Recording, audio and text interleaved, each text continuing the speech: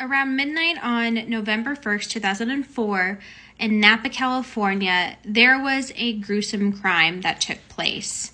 Now, this really was on the last day of October, Halloween, and roommates Adrian, Leslie, and Lauren were spending the evening handing out candy to trick-or-treaters, and they wanted to go to bed by 11 p.m. Now, the lights were out, all three had turned in, and Adrian and Leslie were upstairs in their bedroom, and Lauren was downstairs. Everything was quiet until around 2 a.m. At that time, Lauren was awakened by breaking glass and what she described as a blood-curdling, terrifying scream. She cautiously crept from her bed to head upstairs to investigate. She stopped when she heard the sound of heavy footsteps coming down the stairs towards her, and she ran out the back door into the yard where she hid. Perfectly in the window and running off to the night, she saw someone leave.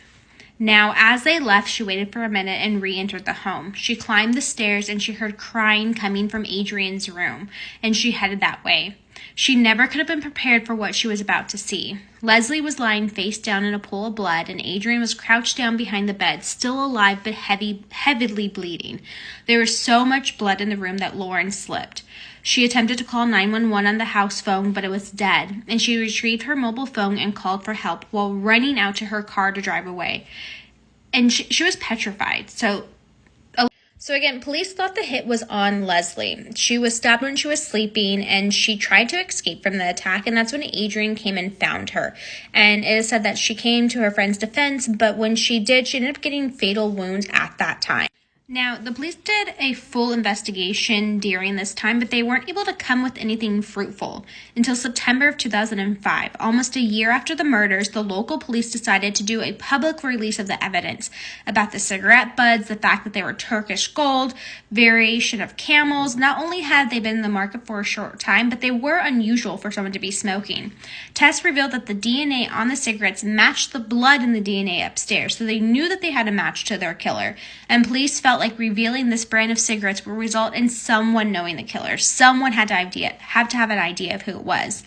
And on a Tuesday night, all the detectives were working the case had left for the day when Eric Copeland showed up to the station with his wife, Lily, and other family members. Like other Napa residents, he hadn't heard about the Turkish gold cigarettes being found at the crime scene and believed that he was about to be caught and confess to the murder.